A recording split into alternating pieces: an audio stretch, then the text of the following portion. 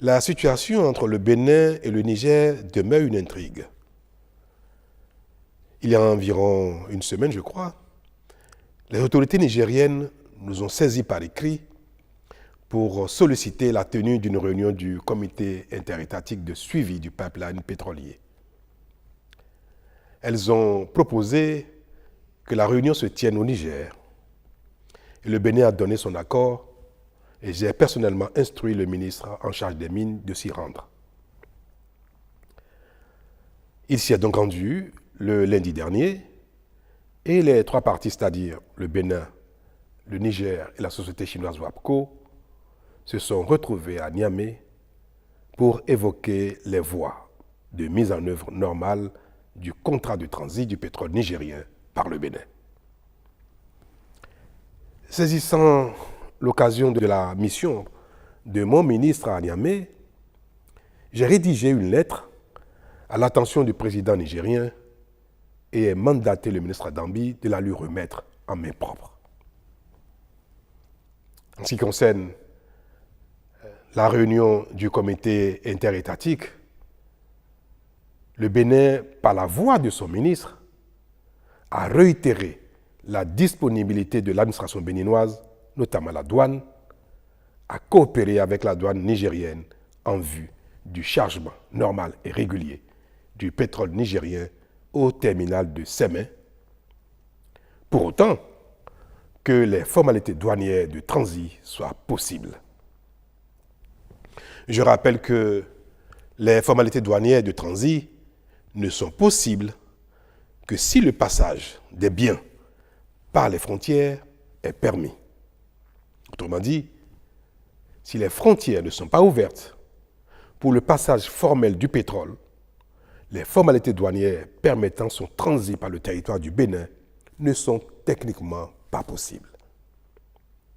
À minima, pour que ce transit soit possible, il faut que les autorités nigériennes annoncent officiellement que la fermeture de leurs frontières terrestres fait exception au pétrole. Une telle clarification serait susceptible de permettre un traitement juridique différencié du pétrole venant du Niger. À défaut de ce minimum, toute formalité douanière de transit du pétrole reste légalement impossible entre le Bénin et le Niger. Telles sont donc les clarifications que le gouvernement béninois a chargé le ministre Adambi d'apporter à nos partenaires à Niamey. Mais selon le compte rendu qu'il m'a fait hier à son retour, le ministre Adambi, il ressort que la partie nigérienne présente à la dite rencontre n'a apporté aucune réponse à nos préoccupations et attend ou attendrait de recevoir les instructions de ses plus hautes autorités. Alors je vous parle. Je n'ai reçu aucune clarification ou information de nos frères nigériens allant dans le sens attendu par tous. Mieux, le président Tiani n'a pas reçu le ministre Adambi, que j'ai pourtant expressément chargé de lui remettre ma lettre d'apaisement et d'invite au rétablissement de la fraternité et de la libre circulation des personnes et des biens entre le Niger et le Bénin. Je peux vous rassurer que le Bénin n'a fait l'économie d'aucun effort, d'aucune humilité pour permettre le rétablissement de la concorde entre le Niger et le Bénin. Et de manière plus concrète, s'agissant des deux points qui ont été évoqués à Niamey, en l'occurrence, les équipements complémentaires du pipeline amenés par le partenaire chinois et en attente au port de Cotonou pour être acheminés au Niger, je veux réaffirmer que le Bénin reste disponible à accorder toutes les facilités possibles à la société WAPCO pour l'acheminement effectif des 10 équipements sur le Niger.